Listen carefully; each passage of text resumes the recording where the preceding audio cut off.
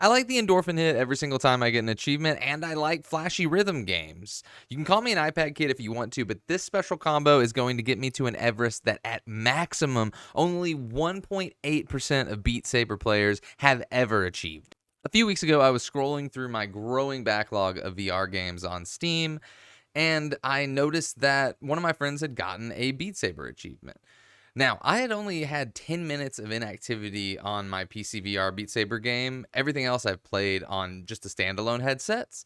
And now my mind started wandering back to Pandemic Squashy with a very toxic attitude of, I bet I can get all those achievements faster than some other people. And boom, just like that, I had committed myself to early onset carpal tunnel in the pursuit of Beat Saber glory. Anyone who achievement hunts on occasion knows that there are some unreasonable achievements out there. Looking at you, Stanley Parable. So let's take a look at the least earned achievements by players. The bottom two just need 15 no-miss attempts at expert and hard difficulty. With a little bit of work, that seems nicely in my grasp. And the preceding three are just because who the heck plays Beat Saber campaign mode anyway? Those are the hard ones, apparently. Oh, you poor boy. So, glancing over the rest of the list, I begin my journey with a short tutorial and starting the campaign at 2 minutes and 29 seconds. Of course, the campaign is largely built for new VR rhythm players in mind, but sometimes it really is acting like those crazy event stages in Super Smash Bros. Games. Like, what do you mean minimum 3 bad cuts and 3 misses, or minimum 28 combo, maximum 30 combo? Why in Mark Zuckerberg's alien name do you want me to be bad at the game? But regardless, after a few bad readings on some of these, most of them get completed in one fell swoop, except for 17B, where the single-handed mod really caused me some grief for 10 to 20 attempts. With Peace all wrapped up at 2 hours, 35 minutes, and 21 seconds, 15 of the required 26 achievements were already mine, and I was already flying high. Starting with OST 1, I wanted to play through a series of expert levels to see which ones I should tackle and which to leave behind. If I felt that they would take just a few tries, I would do the run through myself, and we were sitting pretty with 7 expert full combos done when I got to OST 3. This is where my lack of Beat Saber knowledge really came to bite me in the ass, because this is an OST 1 expert song.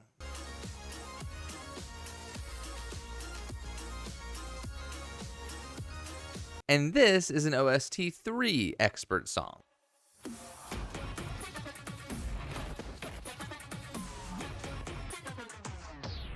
Those are not the same level by any stretch of the imagination. So now I'm panicking, like, oh no, I mean, maybe, okay, there was OST 1, there was OST 2, maybe I can farm OST 1 and 2. Let's see how many there's like 1, 2, 3, 10, 11, 12, 13, 14, 15.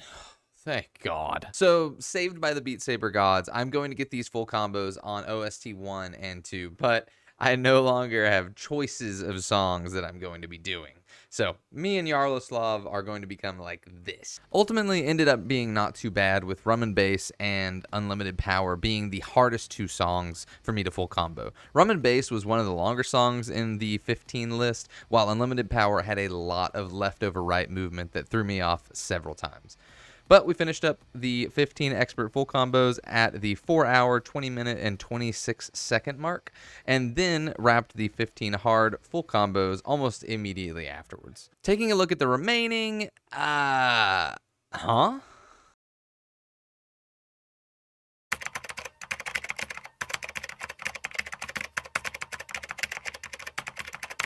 So, a setback. You're telling me that if you full combo, meaning you've hit every single block, you don't get an S rank for all of those, at least, when S isn't even the best rank? Outrageous. But luckily, I reached out to some of the Beat Saber community, and friend of the channel, Angle, got back to me with this, and honestly, it just all clicked afterwards. After a few songs of swinging like an interpretive dancer, getting SS rank in almost all of these songs was pretty dang easy. But what a weird system. Even if you just slice the outermost edge of the block, but with a long, fast swing, you pretty much always get 80+% of the accuracy for that block. I totally get the desire for longer swings, but that significant of a sway to the rank value is super weird to me. I would think the door spot and the direction of the swing would be way more valued, but alas, both S rank achievements are mine at 5 hours, 53 minutes, and 50 seconds. With that, only 3 achievements are left. One we don't talk about right now, and the other 2 are really just achievements that players get from playing the game continuously. Beat Saber has a built-in stat sheet, so let's take a look. Okay, 75.1 kilometers traveled right now, not too shabby. And, what? You're telling me that after almost 6 hours of playing Beat Saber, I am only 27% of the way to getting there.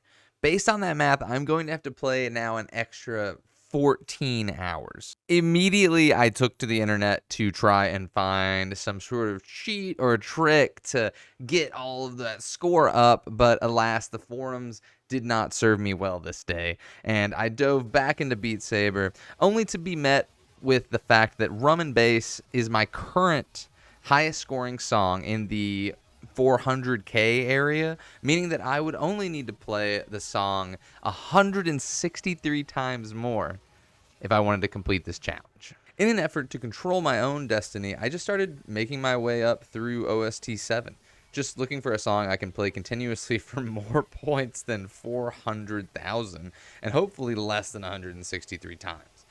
I go all the way through, just picking the hardest difficulty of each song that I could do in one shot, and here's where the numbers sit.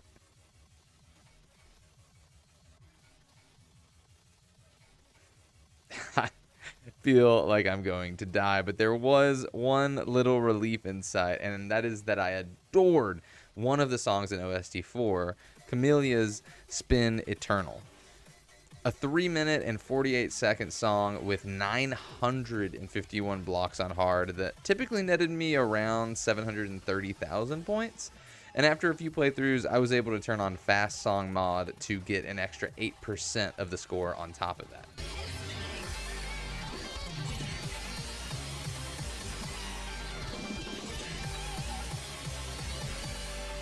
Viewer, I need you to look at me in the eyes.